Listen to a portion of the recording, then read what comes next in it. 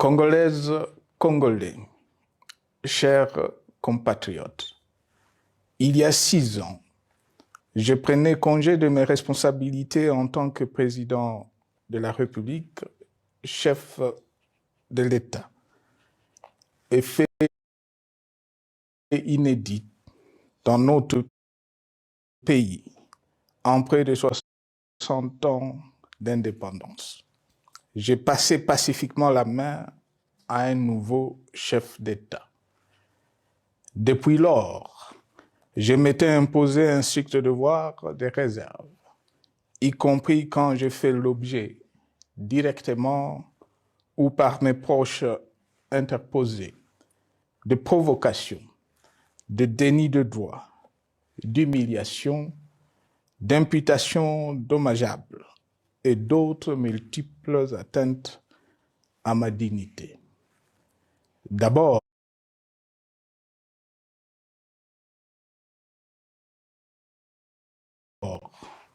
parce que je suis convaincu que le temps est le meilleur allié de la vérité, un antidote lent mais puissant contre le venin du mensonge et de la délation. Mais aussi et surtout parce qu'agir autrement aurait fait le jeu de ceux qui, par cette campagne odieuse, cherchaient à détourner l'attention de notre peuple de leur incapacité, aujourd'hui avérée, à répondre à ses attentes et aspirations. J'ai enfin décidé de briser ce long silence, de sortir de ma réserve et de m'adresser à vous parce que l'enjeu est de taille. Il est même existentiel. Non pas pour ma famille politique ou biologique, moins encore pour ma modeste personne, mais plutôt pour la nation congolaise et pour l'avenir de notre cher et beau pays. J'ai décidé de briser le silence parce qu'au vu de la situation que traverse notre pays, continuer à me taire m'aurait rendu poursuivable devant le tribunal de l'histoire pour non-assistance à plus de 100 millions de compatriotes en danger. Je saisis cette opportunité pour partager avec vous mes réflexions et participer ainsi à la recherche de la solution à la crise que traverse notre pays, la République démocratique du Congo, terre de nos ancêtres, car il est gravement malade et son pronostic vital engagé. Mieux que quiconque, vous en êtes conscient, car vous en faites quotidiennement les frais dans votre chair et vous en payez le prix. Mes chers compatriotes, vu l'importance stratégique de notre pays et le rôle qu'il est appelé à jouer, j'avais, de l'avènement au pouvoir du chef de l'État actuel, conclu avec lui un accord donnant naissance à la coalition entre nos forces politiques respectives. À propos de cet accord, beaucoup de contre-vérités ont été dites, y compris, fort malheureusement, par celui qui est censé connaître la vérité, parce qu'en étant l'un de deux principaux signataires. En attendant qu'au moment opportun, la vérité soit rétablie, preuve irréfutable à l'appui, permettez-moi pour l'instant d'affirmer qu'en ce qui me concerne, la conclusion de cet accord n'avait pour seule motivation que l'intérêt supérieur de la nation. Par cet accord de mutualisation de forces, j'entendais en effet permettre à mon successeur d'exercer dans la direction des affaires de l'État plus de pouvoir effectif que ce que la faible représentation de sa famille politique au sein de la nouvelle Assemblée nationale était en droit de lui conférer. Je voulais par ailleurs faciliter le fonctionnement harmonieux des institutions et éviter à la nation, comme à notre jeune démocratie, d'éventuelles crises politiques qui leur auraient été fatales. Cette première alternance pacifique et civilisée à la tête du pays avait suscité d'autant plus d'espoir qu'en janvier 2019, notre pays s'est trouvé en bien meilleur état qu'au moment de ma propre accession à la magistrature suprême en janvier 2001. Alors que j'avais trouvé un pays au bord de l'implosion, miné par une longue dictature et des guerres, sans institutions républicaines, économiquement en faillite et socialement déchiré. Bref, un pays dont l'incertitude de lendemain menaçait la stabilité de toute la région. Le 24 janvier 2019, j'avais en effet légué un bien meilleur héritage à mon successeur, à savoir un pays réunifié, largement pacifié et dont les limites territoriales correspondaient exactement à celles qu'elles étaient au 30 juin 1960. Une nation reconstituée, réconciliée et fière de sa diversité. Un État doté d'une constitution progressiste et des institutions fonctionnant harmonieusement. Une économie dynamique et résiliente et débarrassée du fardeau de la dette hérité de régimes antérieurs, du fait de multiples réformes structurelles engagées.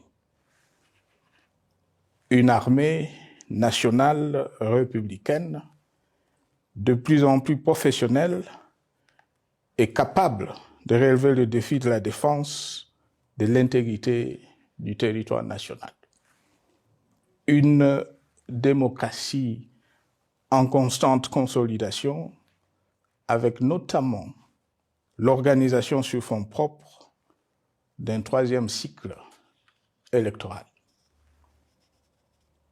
Le cœur serré, je constate qu'à peine 6 ans après, ce bel héritage en indivision, légué à l'ensemble de notre peuple, a été complètement dilapidé par celui qui en avait reçu la garde. Que notre pays offre un spectacle de plus désolant et qu'il suscite d'autant plus de désespoir au sein de notre peuple et de pitié et de moquerie à travers le monde, que l'inconscience de ses dirigeants ne permet aucun espoir de redressement. Cette détérioration rapide de la situation générale du pays est principalement due à l'inverse du pouvoir sans limite. Le nouveau dirigeant s'illustre en effet par une série de remises en cause, reniements et violations intentionnelles de la Constitution, avec en toile de fond la volonté irrésistible de concentrer tout le pouvoir entre les mains d'un seul homme, au mépris du pacte qui cimentait la cohésion de notre peuple. Le premier acte de remise en question de ce pacte républicain, véritable socle de stabilité et de cohésion nationale, a consisté à violer délibérément la Constitution et les lois pertinentes lors du premier remaniement de la Cour constitutionnelle par le président de la République. la violation de ce texte juridique, fondement de tout état de droit, pour de simples raisons de confort politique, est devenue depuis lors une marque distinctive de la gouvernance de notre pays.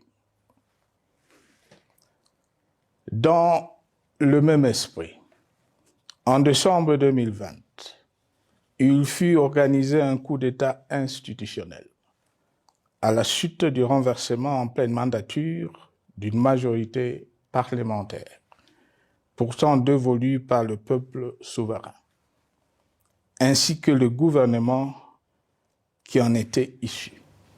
S'en sont ainsi suivis la nomination illégale de membres de la Commission électorale nationale indépendante, ainsi que le simulacre des élections de décembre 2023, organisées en violation du cadre juridique et de normes internationales pertinentes, qui, par une ampleur sans précédent de la fraude, ont amplifié l'illégitimité des institutions et de leurs animateurs.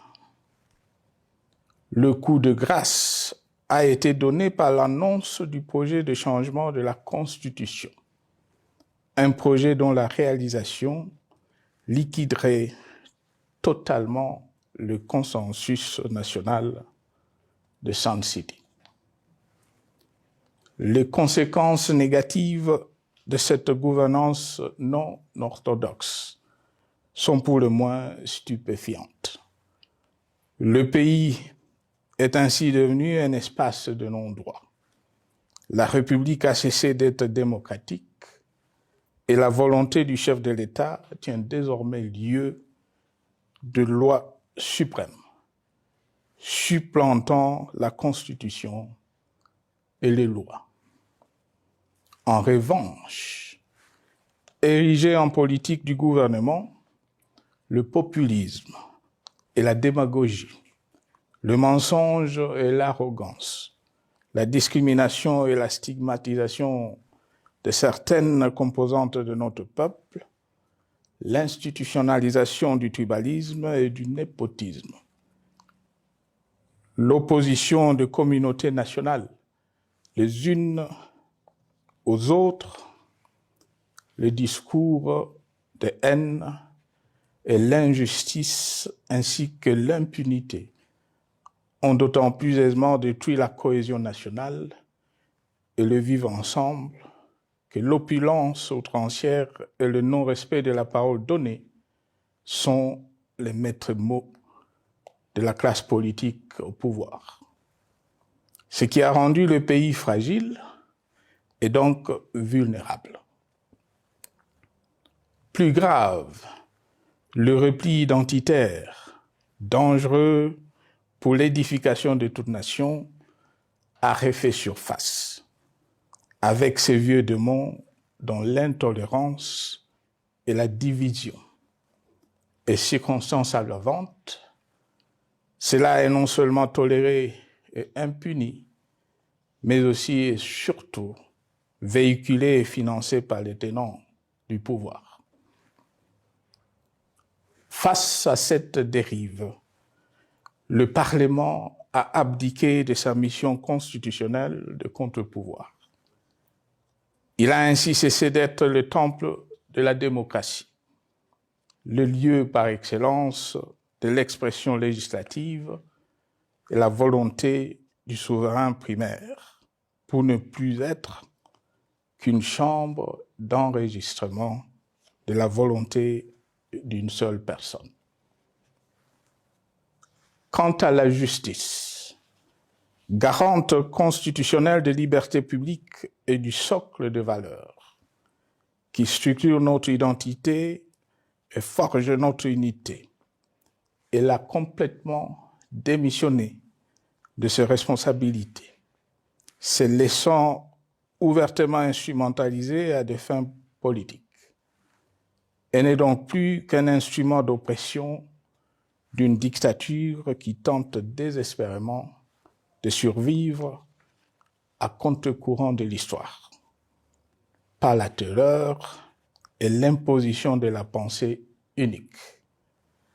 Rôle peu louable qu'elle partage avec les milices tribales, ainsi que la police et le service de renseignement, eux aussi détournés de leur noble mission de protection des citoyens et de sécurisation de l'État.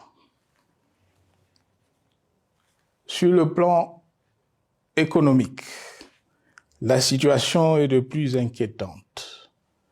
Malgré l'augmentation des recettes publiques, essentiellement due à l'arrivée à maturité de toutes les réformes courageusement votées de 2002 à 2018, notamment le nouveau code minier, forestier, des hydrocarbures, des assurances et de la sous-traitance, et un niveau d'aide financière accrue de la part des institutions de Bretton Woods. Aucun investissement n'a été réalisé pour doter le pays d'infrastructures modernes, soutenir des réformes structurelles et stimuler la croissance. Par contre, l'inflation et la dépréciation monétaire, jadis vaincues, sont de retour. La corruption et le détournement de deniers publics ont atteint un niveau inédit. Et l'endettement public que nous avions maîtrisé de 2010 a de nouveau grimpé en flèche, dépassant la barre de 10 milliards de dollars et suscitant des inquiétudes légitimes quant à la solvabilité à moyen et long terme du pays. Les conséquences sur le plan social sont aussi dramatiques. Aggravation du chômage, accumulation des arriérés des salaires des agents de l'État, baisse drastique du niveau de vie de la population et recrudescence du banditisme urbain, de l'exode rural et de la famine dans un nombre croissant de provinces. Les Congolais sont désormais en proie à une véritable angoisse existentielle. Parmi les victimes résignées de ce gâchis se trouve en bonne place notre jeunesse, qui a été pourtant de tout le combat démocratique et qui a beaucoup cru aux vertus de l'alternance pacifique. Aujourd'hui, sans repère ni perspective sérieuse du lendemain, ils se sont abandonnés, laissés à la merci des entrepreneurs de conflits et de vendeurs d'illusions de tous bords. Rien de ce qui lui a été promis depuis 6 ans n'a été réalisé. À cette jeunesse désabusée, comme à l'ensemble de notre peuple, nous tenons à donner une assurance. L'échec d'un régime compromet, mais ne scelle pas définitivement le sort d'un peuple. Mes chers compatriotes, s'agissant de la situation sécuritaire, dans les grandes agglomérations comme dans nos campagnes, elle est partout plus que préoccupante. C'est le cas notamment au nord Kivu, au sud Kivu, en Ituri, au Maniema, au Tanganyika, au Katanga et au Mai-Ndombe, province pourtant voisine de Kinshasa, capitale du pays et siège des institutions. Le sang de nos compatriotes civils et militaires valeureux officiers et soldats des rangs, mais aussi députés, éminents membres de la société civile ou de partis politiques, a ainsi abondamment et gratuitement coulé. Du fait de l'intolérance, du cynisme, voire pire, d'un terrorisme d'État pratiqué dans un seul et unique dessein, l'abus du pouvoir pour le pouvoir.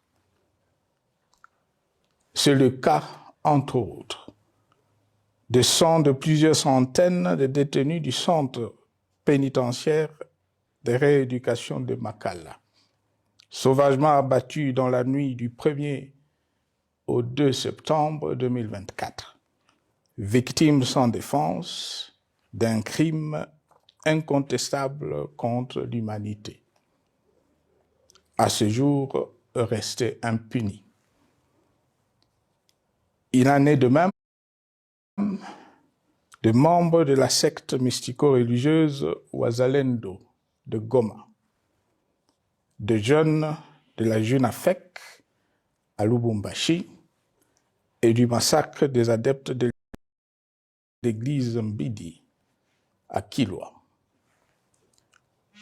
Cette déliquescence de la situation sécuritaire est due à la mauvaise gouvernance du pays qui, dans ces secteurs, est aujourd'hui caractérisée par une formation militaire bâclée.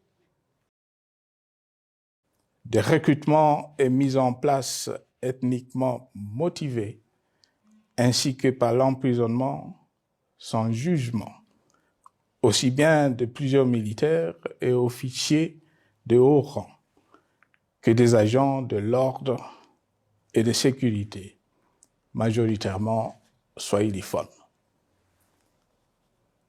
Bien plus, à l'armée nationale, bouclier de la nation, instrument de préservation de l'indépendance nationale et de l'intégrité territoriale, il a été substitué de bandes de mercenaires, de groupes armés, de milices tribales et de forces armées étrangères qui ont non seulement montré leurs limites, mais aussi enfoncé le pays dans un chaos indescriptible. L'État a ainsi perdu le monopole de la violence légitime en sous-traitant aux groupes armés, autrefois maîtrisés, le maintien de l'ordre public et de la tranquillité nationale. Et comme si cela ne suffisait pas, l'armée nationale est vilipendée, conspuée,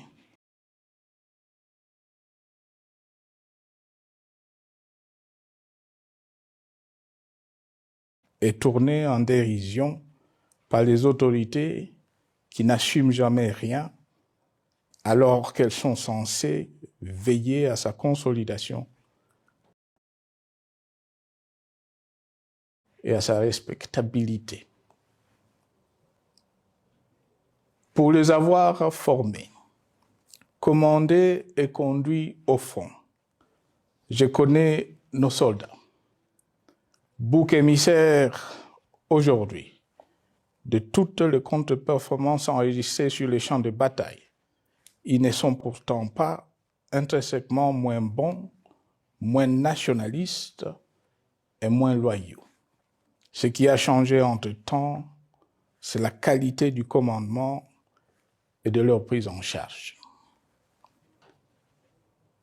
Au niveau régional, le gouvernement a levé l'option désastreuse de se détourner de deux principaux instruments internationaux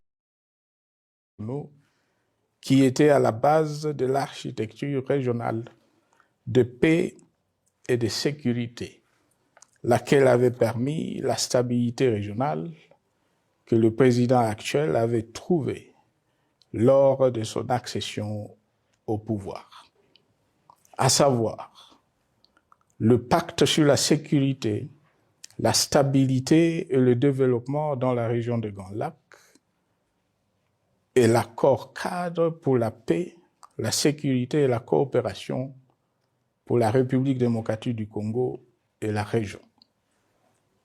Plus grave encore, en faisant de forces négatives, les FDLR, ainsi que des centaines de groupes armés congolais, des supplétifs des forces armées de la République démocratique du Congo, le gouvernement a ouvert la voie à la régionalisation du conflit, avec des conséquences inévitables sur la stabilité de la région. Mes chers compatriotes, alors que sur le plan institutionnel, politique, économique et social, les fondamentaux avaient été établis et que le pays avait été placé sur la rampe de lancement, prêt à décoller. Nous voici, hélas, en un temps record, soit 6 ans, de nouveau à la case de départ. Seul d'un État failli, divisé, désintégré, au bord de l'implosion, inscrit en bonne place au palmarès de pays pauvres, le plus corrompu et très endetté. En atteste tout le rapport tant du Conseil de sécurité des Nations Unies que ceux sur l'indice de développement humain et sur la pauvreté. La crise qui déchire notre pays est donc profonde et multidimensionnelle. Sa solution doit être nécessairement globale.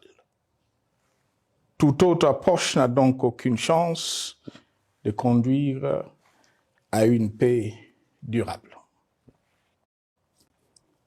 Bien plus, le Congo est intemporel. Il n'appartient pas à tel ou tel régime politique, ce dernier étant par définition rotatif et donc passager en démocratie. Il appartient plutôt au peuple congolais dans sa grande diversité. Ce qui est vrai du Congo l'est aussi des immenses ressources du sol et du sous-sol dont il regorge et qui sont essentiels à la croissance et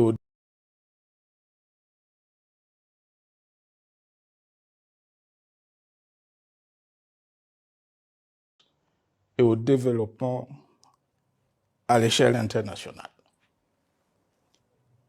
Que tous, au pays comme à travers le monde, en tiennent compte et qu'ils inscrivent leurs projets dans une perspective qui privilégie l'intérêt du Congo et des Congolais, plutôt que celui de ceux qui, à un moment ou à un autre, dirigent le pays.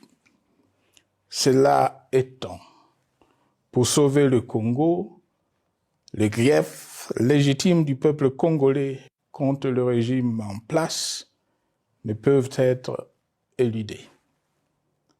Ils doivent plutôt être pris en compte.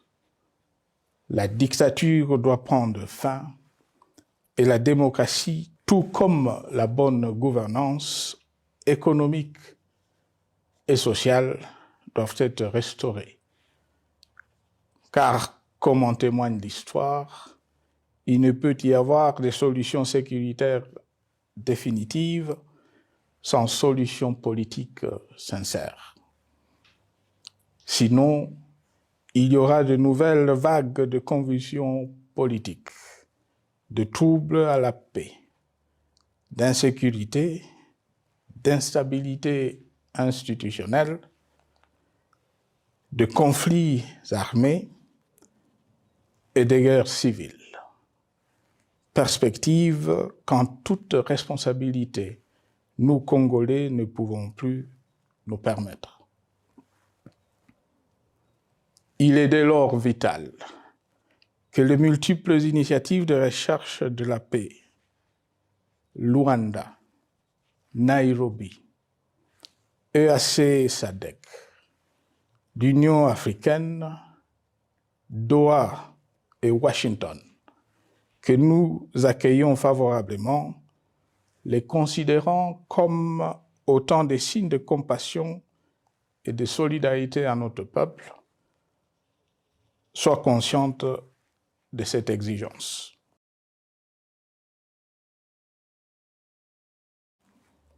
Qu'elles accordent aux Congolais à la fois maîtres de leur destin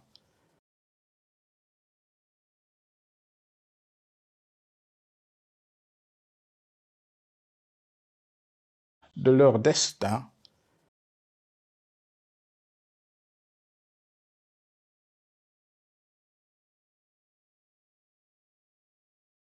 leur destin et première victime de cette crise, la place centrale qui leur revient de droit, aussi bien dans le diagnostic du mal dont souffre le pays que dans la prescription du traitement dont il a besoin pour en guérir définitivement.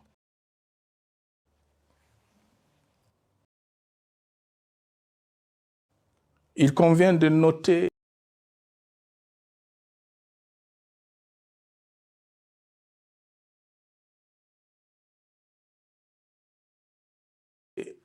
à ce sujet que le gouvernement de Kinshasa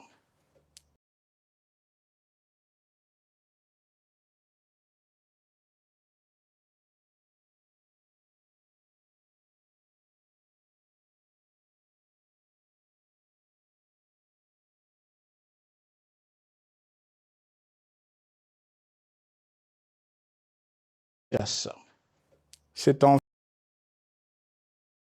résolu à se mettre autour d'une même table avec l'AFC M23 depuis plusieurs semaines à Doha, même si, bizarrement, il continue à considérer comme un crime le fait que les autres Congolais se parlent entre eux.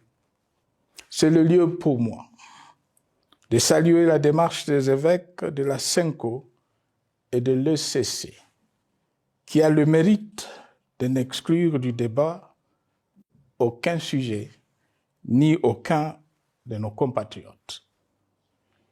Sans être parfaite, cette initiative conjointe des Églises mérite le soutien et, si nécessaire, des enrichissements de la part de notre peuple. Mes chers compatriotes, une fois n'étant pas coutume, il convient de dénoncer la falsification de l'histoire par ceux dont le jeu pervers dans l'opposition naguère, comme aujourd'hui au pouvoir, a consisté et consiste encore à calomnier, à diffamer, à diaboliser et à diviser pour gagner et régner, à se défausser sur les autres pour justifier leur contre-performance, quelles qu'en soient les conséquences sur la cohésion nationale ou en termes de vies humaines injustement brisées ou perdues. Une preuve, s'il en fallait encore, vient de nous en être donnée une fois de plus. Il y a quelques jours, en effet, suite à une simple rumeur de la rue ou des réseaux sociaux sur ma prétendue présence à Goma, où je veux me rendre dans les prochains jours, comme annoncé par ailleurs, le régime en place à Kinshasa a pris des décisions arbitraires, avec une légèreté déconcertante qui témoigne du recul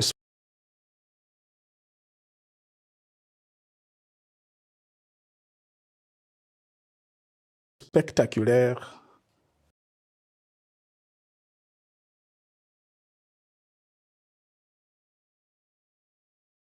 de la démocratie. Mieux que quiconque,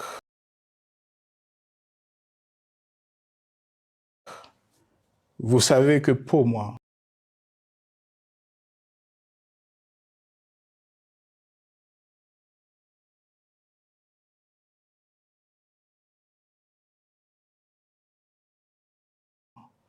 le Congo est la priorité absolue, que sa souveraineté et son intégrité territoriale ne sont pas négociables, que mon engagement pour la démocratie, la cohésion nationale, la paix et la stabilité n'est pas un slogan creux, et que le respect de la Constitution et des lois du pays, autant que celui de la parole donnée, sont sacrés.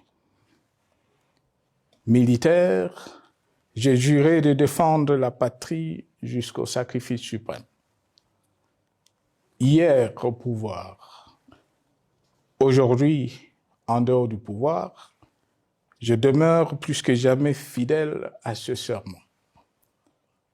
En ce moment où le pays est de nouveau divisé, appelé par le destin, j'ai le devoir d'œuvrer à la recherche de la paix et de contribuer à la reconstruction de notre pays qui se meurt.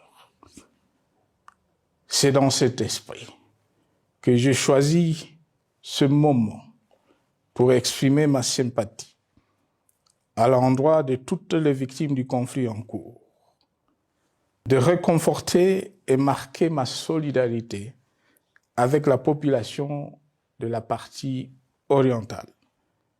Vous, qui êtes abandonnés par le pouvoir central, qui semble avoir pris le parti de vous punir, entre autres, en déconnectant les institutions financières du réseau bancaire national et en restreignant le mouvement de personnes et de biens. Ces décisions et bien d'autres vous asphyxient et rendent votre vie plus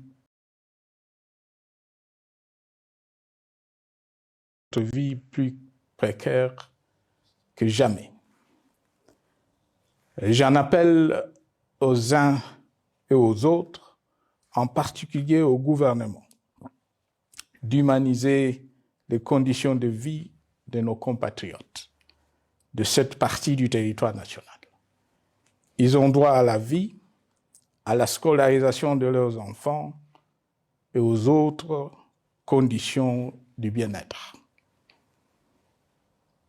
En entendant le rétablissement de l'autorité de l'État sur toute l'étendue du territoire national, j'invite les tenants du pouvoir à protéger la population.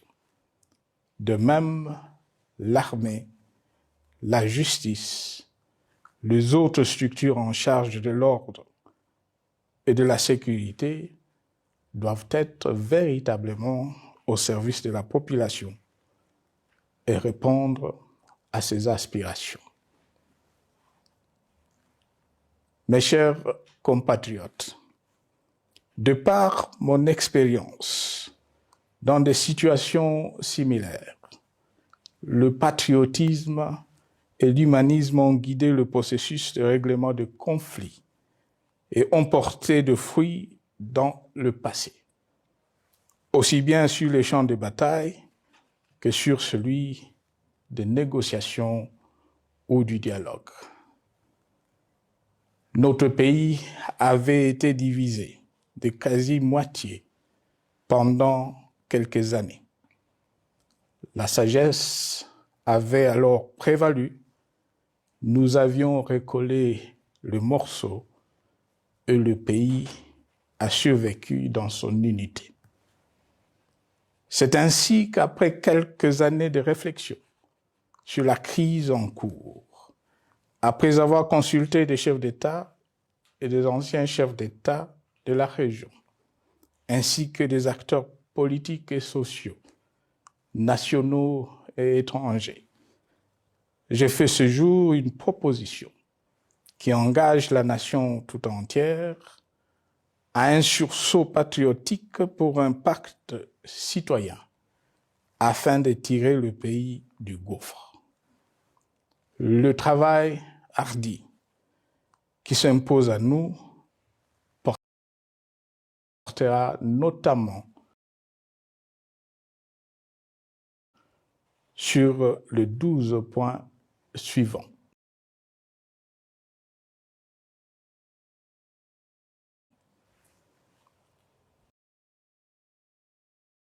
Un,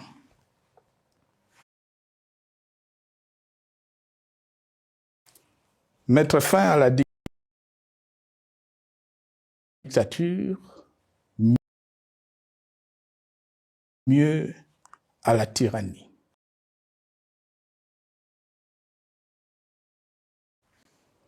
2, arrêter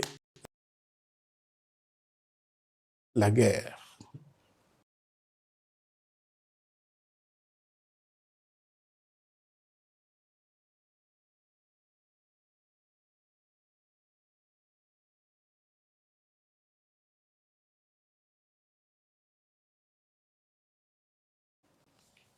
3, rétablir l'autorité de l'État sur toute l'étendue du territoire national. 4, restaurer la démocratie en revenant aux fondamentaux d'un véritable État de droit. 5, rétablir les libertés fondamentales. 6, réconcilier le Congolais et reconstruire la cohésion nationale. 7, relancer le développement du pays par la mise en place d'une bonne gouvernance économique, une gestion administrative et financière orthodoxe et une répartition équitable des ressources nationales. 8, relancer le dialogue sincère et permanent avec tous les pays voisins en vue de l'instauration de la paix et du développement durable dans la région. 9, rétablir la crédibilité du pays auprès de partenaires au niveau tant régional, continental qu'international. 10, neutraliser tous les groupes armés nationaux et étrangers et rapatrier ces derniers dans leur pays d'origine.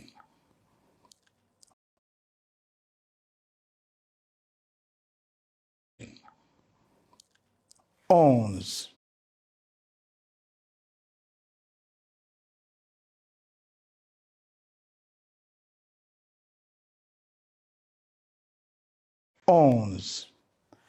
mettre définitivement fin au recours et à l'utilisation des mercenaires, conformément à la Convention de l'Union africaine sur l'élimination du mercenariat en Afrique du 3 juillet 1977 et à la résolution des Nations Unies du 4 décembre 1989 portant sur la Convention internationale contre le recrutement, l'utilisation, le financement et l'instruction de mercenaires et rapatrier sans condition ceux qui sont déjà déployés sur le sol congolais.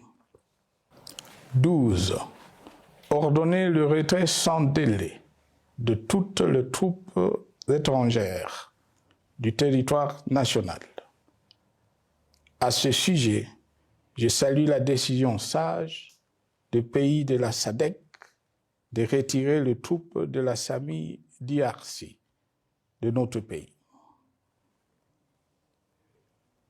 Vu l'immensité de la tâche ainsi décrite, je lance un appel solennel à tous les Congolais, sans distinction de sexe, d'ethnie, d'âge, de classe sociale, de zone géographique ou d'appartenance politique, qui aiment passionnément le Congo, qui sont prêts à tout le sacrifice, qui adhèrent sans réserve au pacte républicain de Sun City et qui tiennent au respect de la Constitution du 18 février 2006, à se dire autour de ces objectifs.